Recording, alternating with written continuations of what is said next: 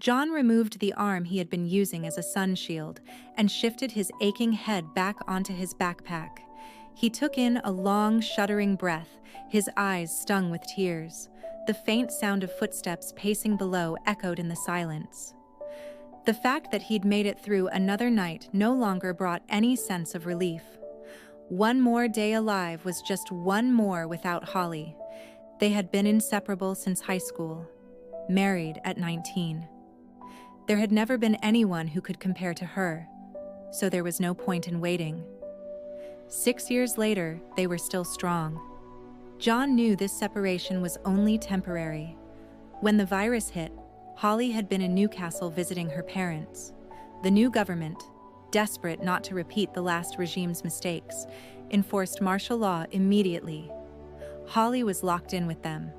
John was trapped alone, 20 miles away.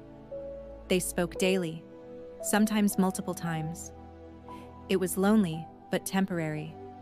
The government had this under control. By week 12, they had a vaccine. Some cried conspiracy.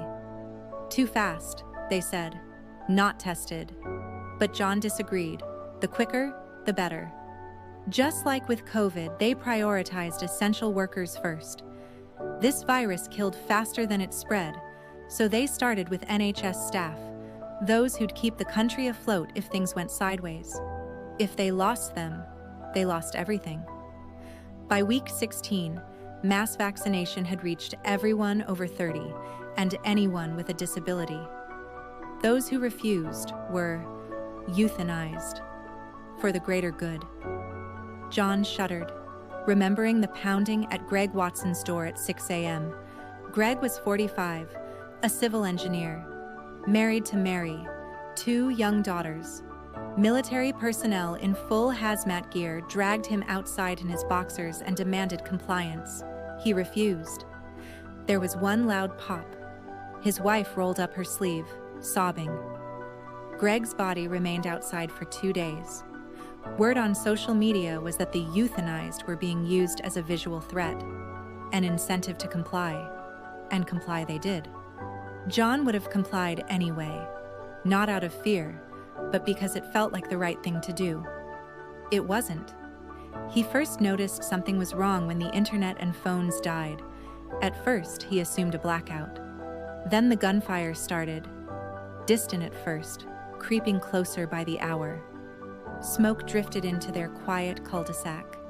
Flames danced on the horizon. He was too afraid to leave. Martial law was still in place. Being caught outside would mean a bullet in the head. He kept the curtains closed, kept checking the phone for a dial tone. By week 18, the screaming started. Terror-filled and high-pitched, it echoed through the wall separating his house from the Watsons.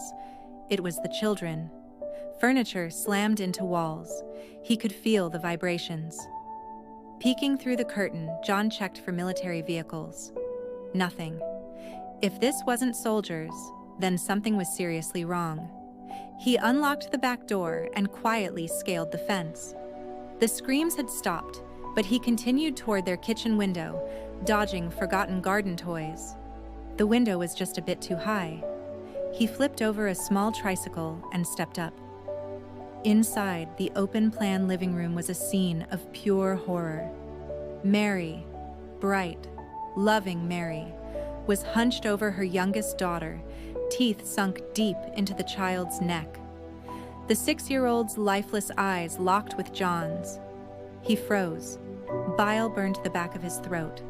There was no sign of the older daughter, but the screams had already told him enough. He adjusted his footing on the tricycle handlebars when a shrill ding pierced the silence. Mary's head snapped toward him. Blood-slicked, snarling, she lunged for the window, slamming herself into the glass. Her fingers clawed at the panes with a mindless rage.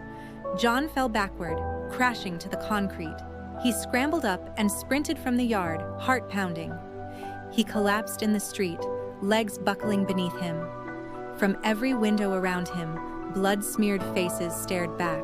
Neighbors he'd known for years, now wild-eyed and feral, growling behind him. He turned. The Watsons' older daughter was halfway through the doggy door. One side of her face was caved in, but the other snarled with primal hunger. He didn't wait. Back over the gate, inside, locked, reinforced with the dining table. Any barrier between him and them. He packed what he could carry. He was going to find Holly. That had been 2 weeks ago. He wasn't a doctor. He'd never understand the science, but he understood this. The vaccine didn't work. It rewired the brain. Everyone vaccinated died, and when the brain shut down, something else took over. Something hungry. Something that spread through saliva. The old and the young were left. The streets were lost, and no one was coming to help. He sat in the attic now, holding the heart-shaped locket up to the skylight. Beams of fractured light danced along the ceiling. It had been Holly's first gift from him. Christmas. Their first year together. She'd worn it every day.